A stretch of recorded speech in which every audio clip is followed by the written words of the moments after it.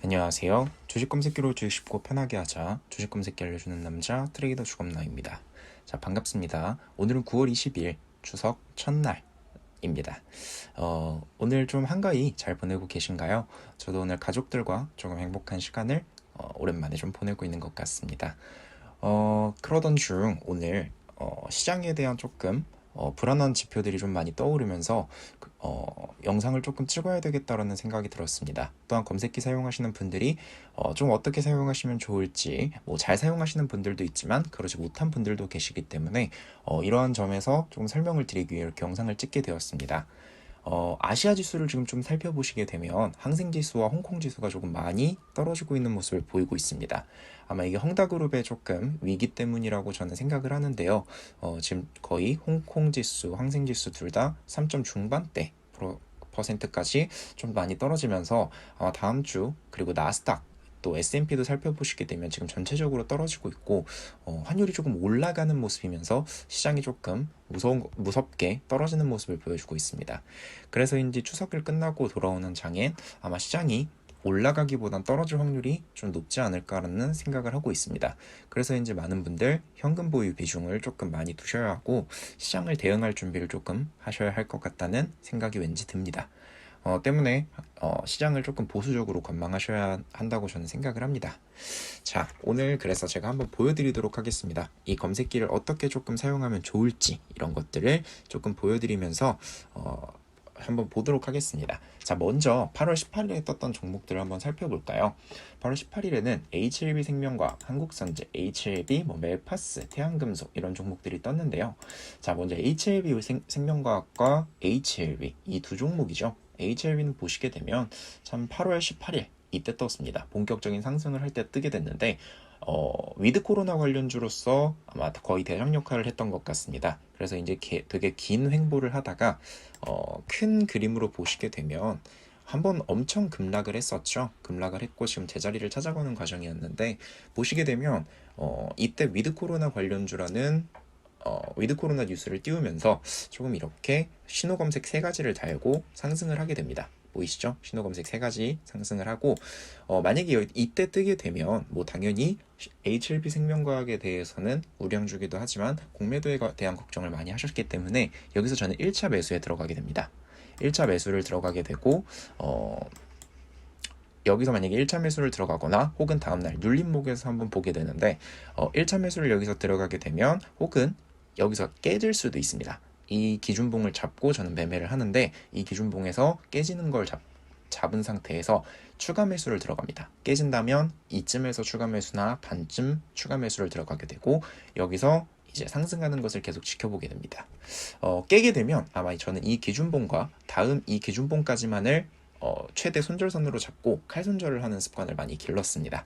빠른 손절도 수익을 위한 길이니까요. 자, 이렇게 보시게 되면 HLB 생명과학도 다행히 깨지 않고 다음날 쭉 올라가는 모습. 종가 기준 94%까지 올랐죠.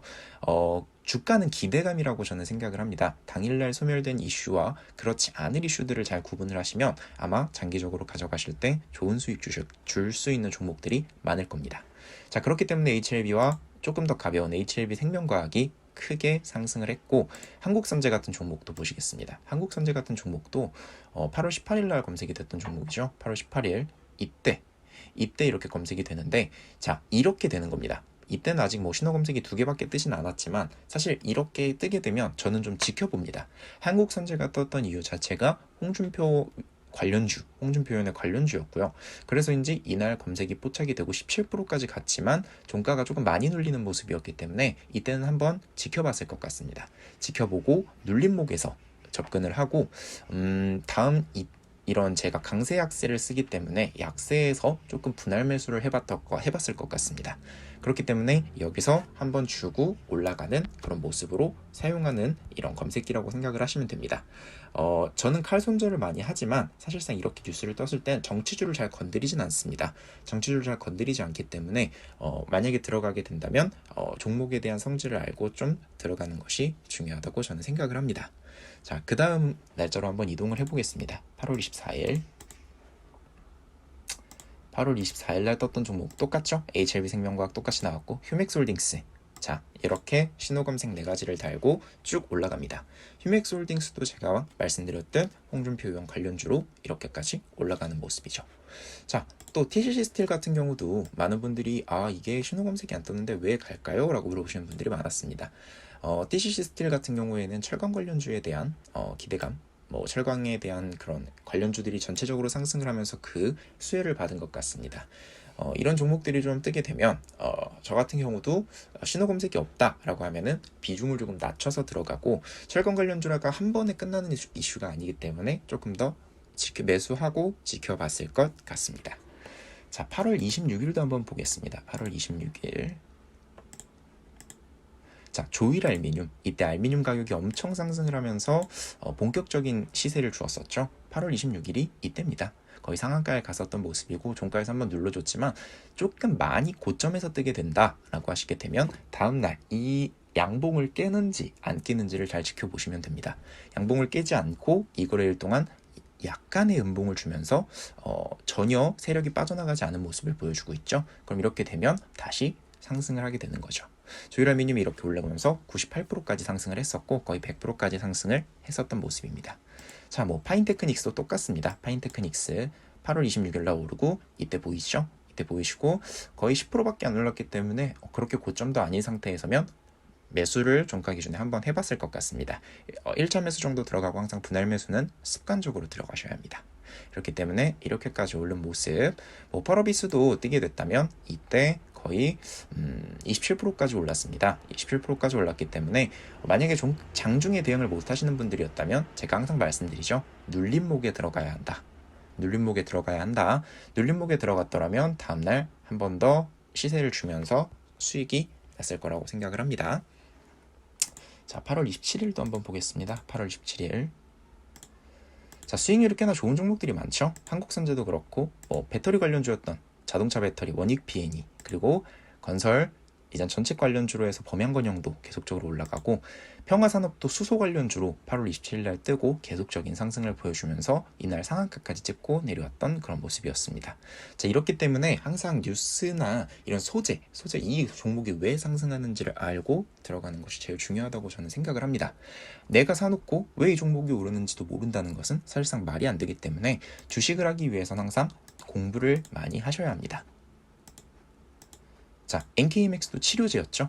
이날 상한가를 그냥 찍어버리면서 사실 이렇게까지 올라갈 줄은 몰랐던 종목이었는데 여기까지만 해도 구름대도 통과를 못하는 종목이 호재 하나를 띄우면서 이날 상한가 갭상승을 띄워버렸습니다. 이런 종목들에 대해서 어떻게 대응하는 게 좋냐? 저 같은 경우는 타점이 내려오지 않는다면 사지 않습니다. 사지 않고 다음날 어느 점에서 시가, 이때 시가에서 대응을 합니다. 소재가 살아있기 때문에 시가가 이만큼밖에 안 떠도 아마 사려는 사람들이 많았기 때문에요. 그러면 이렇게 뜨고 장기적으로 7% 시가에서 샀다면 장기적으로 쭉 들고 가셨으면 종가 기준 79%까지의 수익률이 났을 겁니다. 원일 특강도 범양건영이나 이런 것들이 뜨면서 건설 관련주로 갔다는 걸 알 수 있고요. 자, 하나마이크론 이런 종목들도 사실 이렇게 보시면 8월 30일 날 신호검색 3개를 뜨고 계속적으로 상승을 했던 모습이죠. 항상 목표 수익률에 도달하면 저는 5% 이상에서는 반 정도 청산을 하고 갑니다. 청산을 하고 항상 장 시작 전에 내가 갖고 있던 종목들에 대해서 로스컷을 걸어놓습니다. 매매를 할 수 있게 그렇게 걸어놓기 때문에 항상 이런 습관을 들이는 것이 중요합니다. 그날 제가 대응을 못하게 됐다가 수익을 잃어버리고 손해로 올 수 있기 때문이죠. 자, 또 9월 2일 코오롱 플라스틱과 에코플라스틱 이런 종목들이 잡혔죠. 최근 코오롱 플라스틱 관련해서 코오롱주들이 다 오르고 있습니다. 저평가 관련해서 일단 코오롱 플라스틱이 미친 듯이 상승을 해버리기 때문에 코오롱 플라스틱이 이제 상한가까지, 저번 마지막 장에 상한가까지 갔었죠. 이렇게까지 올라버리면서 신호감색 4개가 떴습니다. 저평가 관련주였고 계속적으로 쭉 올라가면서 사실 이렇게 2번까지 시세를 주고 3번째까지는 가기 힘들지만 정말 소재가 괜찮았다고 생각이 들었고, 저는 코오롱 플라스틱을 당일날 매수를 못했습니다. 일하면서. 그래서 다음날 조금 매수를 들어가 봤고 다다음날 기다렸는데 조금 5% 정도 넘게 수익권이 나오길래 1차 매도를 하고 다음날 28%까지 가길래 여기서 전량 매도를 했었던 기억이 있습니다. 이때까지 가는 건 사실 버티기가 힘들죠. 그래서 이땐 전량 매도를 했고 이렇게 나오는 그림이었습니다. 이렇게 매수를 하셔야 되고 항상 분할 매수와 분할 매도가 습관적으로 들어가셔야 합니다. 또한 뿐만 아니라 에코플라스틱이 그 후발주로 열심히 가고 있고요. 태양금속도 아시죠?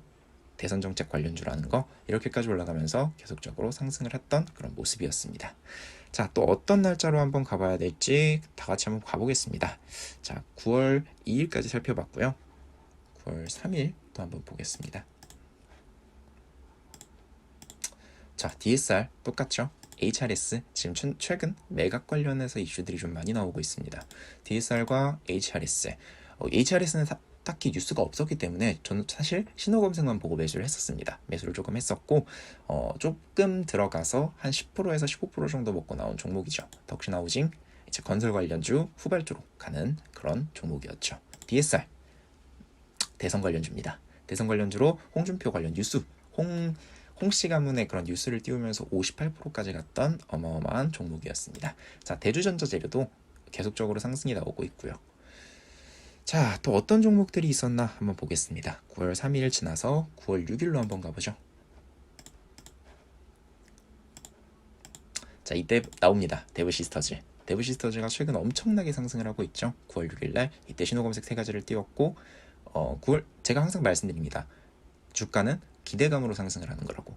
주가는 기대감으로 상승을 하기 때문에 데브시스터즈가 일본 그 게임 시장에서도 되게 좋은 반응, 그리고 중국으로 넘어간다는 말도 있었기 때문에 계속적으로 흔들어줬지만 결국엔 이 양봉 깨주지 않으면서 저였다면 1차, 2차 매수까지 들어갔을 것 같습니다. 2차 매수까지 들어갔을 것 같고 이렇게까지 떨어지지 않고 계속 다음날 양봉 지켜주고 결국 이 기준 양봉을 지켜주면서 또 다음날 상승, 상한가 쭉쭉 마지막까지 25%까지 찍어주면서 꽤나 좋은 모습을 보여주었다는 것을 알 수 있죠. 뭐 NK물산도 똑같습니다. NK물산도 신호검색 4개 뜨면서 그냥 날아가 버렸죠.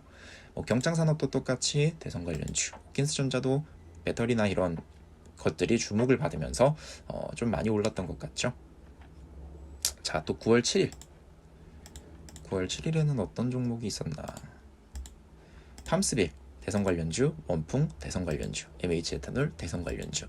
본격적으로 대선 관련주들이 시작을 할 때 제가 검색기로 잡아냈다는 것을 알 수 있습니다. 때문에 이런 이슈를 보고 들어가셨다면 아마 충분히 수익권이 나오지 않았을까라는 생각을 합니다. 자, 9월 9일에도 일성건설, 건설주였죠. EG, 대성에너지 이런 종목들이 잡혔고 인성정보도 이날 떴던 이유가 최근 비대면 치료에서 이슈들이 뜨면서 계속적으로 상승을 하는 모습입니다. 자, 오늘 이렇게 검색기를 어떻게 사용하시는지에 대해서 궁금하셨던 분들에 대해서 조금 이야기를 해드렸습니다. 신호 검색으로 제가 타점을 많이 만들어 놓았습니다. 타점을 많이 만들어 놓았고 신호 검색이 3개가 뜨고 혹은 2개가 뜨고 이렇게 떠주는 게 아마 타점으로서 사용하기에 되게 괜찮은 부분이라고 저는 생각을 합니다. 그렇기 때문에 매수하시는 분들도 항상 주가의 기대감, 주가가 어떤 종목인지 어떤 이슈로 상승을 하는지에 대해서 분명히 알고 매수를 하셔야 됩니다. 어떤 종목이 당일날 끝나버리는 이슈라면 사실 절대 상승을 할 수가 없죠. 자, 제가 항상 말씀드렸던 300% 갔던 나노 CMS 기억하시나요? 99% 사멸등 관련주로 이렇게 해서 300%까지 갔습니다. 이게 단번에 끝날 이슈가 아니지 않습니까? 이런 종목들을 매수하셔야 큰 수익이 나는 겁니다. 자, 오늘도 이렇게 추석 잘 보내시면서 좀 많은 주식 공부를 하시는 분들 많을 텐데 주식 공부하시면서 많은 분들 검색기가 필요하신 분들은 항상 이렇게 카톡 링크로 연락 주시면 공유 도와드리도록 하겠습니다. 자, 오늘도 9월 20일 가족들과 행복한 추석 되시고 항상 건강하시고 행복한 시간 보내시길 바라겠습니다. 자, 오늘도 항상 행복하시고 성투하시길 바라겠습니다. 이상 주식 검색기 알려주는 남자 트레이더 주검남이었습니다. 감사합니다.